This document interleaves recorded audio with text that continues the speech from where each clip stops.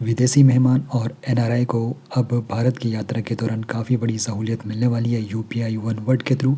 तो जब भी कोई विदेशी मेहमान भारत की यात्रा करता था तो उनको अपनी करेंसी कन्वर्ट करना होता था, फिर जानना होता था कि क्या रेट चल रही है, तो काफ़ी ज़्यादा उसमें उनका एनर्जी वेस्ट होती थी। और इसी का समाधान अब मिल चुका है एक एप्लीकेशन के ज़रिए, और इस समाधान के बारे में जानेंगे, साथ ही साथ बात करेंगे यात्रियों को जो यहाँ पे सुविधा मिलने वाली है। तो भुगतान की जो समस्या रहती थी कि करेंसी को कन्वर्ट करना है, उसके बाद अगर उनको कुछ यहाँ पे परचेज़ करना है तो पहले वो अपनी करेंसी में दिमाग में सोचते थे कि वो कितना पे कर रहे हैं, लेकिन अब इसी चीज़ का समाधान मिलने वाला है। साथ ही साथ जो उनके कार्ड के ट्रांजैक्शन होते थे उन पे जो चार्जेस लगते थे तो वो भी काफ़ी ज़्यादा विदेशी मेहमानों को परेशान कर देता था, और इसका एक काफ़ी अच्छा समाधान मिल चुका है। और इसके साथ ही विदेशी मेहमान को जब कैश की ज़रूरत पड़ती थी तो एटीएम को ढूंढना होता था, और उसके बाद कैश को रखने की दिक्कत, चोरी ना हो जाए, तो काफ़ी समस्याएं रहती थी। और इसी समस्या का समाधान अब निकल चुका है। तो भारत का यहाँ पर डिजिटल वे में स्वागत हो चुका है यूपीआई वन वर्ल्ड के जरिए।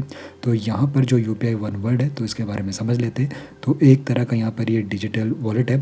तो विदेशियों के लिए यूपीआई आधारित वॉलेट है। बिना भारतीय बैंक खाते के क्यूआर कोड से भुगतान वो कर सकते हैं। अब ये किस प्रकार उपयोग किया जाएगा, तो जैसे कि इंडिया में हर एक सिटीजन क्यूआर कोड को स्कैन करके पेमेंट करता है, ठीक उसी प्रकार ये प्रोसेस होने वाली है। सबसे पहले चेक यूपीआई एप्लीकेशन को डाउनलोड करना है, पासपोर्ट और वीज़ा की इन्फॉर्मेशन देनी है, सेल्फी के साथ अपना यहाँ पे वेरिफिकेशन कर लेना है, अपने कार्ड से या फिर अकाउंट से अपने वॉलेट में पैसे ट्रांसफ़र करने, और फिर क्यूआर कोड स्कैन करके ट्रांजैक्शन आसानी से कर सकते हैं। बाकी यहाँ पर जो यूपीआई वन वर्ल्ड है तो एकल लेन देन सीमा जो यहाँ पर रखी गई है 25,000 रुपये तक रखी गई है। मासिक जो सीमा रखी गई है 50,000 रुपये तक रखी गई है। और उसके बाद अगर आपके वॉलेट में पैसे बच जाते तो उनको आप लोग अपने अकाउंट में ट्रांसफ़र कर सकते हो। तो क्यूआर कोड के पीछे की जो रणनीति है तो उसके बारे में आपको बताऊं, मात्र जनवरी 2026 में ही 21.70 बिलियन यानी कि 21 अरब डॉलर का यहाँ पे ट्रांजैक्शन हो चुके हैं यूपीआई के जरिए। तो यूपीआई जो मार्केट है काफ़ी बड़ा इंडिया में हो चुका है। बाकी यहाँ पर सहूलियत काफ़ी मिलने वाली है विदेशी मेहमानों को, क्योंकि अब वो सिर्फ एक क्यूआर कोड के जरिए यहाँ पे पेमेंट कर सकते हैं, अपने वॉलेट से ट्रांजेक्शन आसानी से कर सकते हैं। अब यहाँ पर जो सवाल बनता है तो यहाँ पर आपकी यात्रा का किस प्रकार का भविष्य रहने वाला है, यानी कि विदेशी मेहमानों की जो यात्रा है।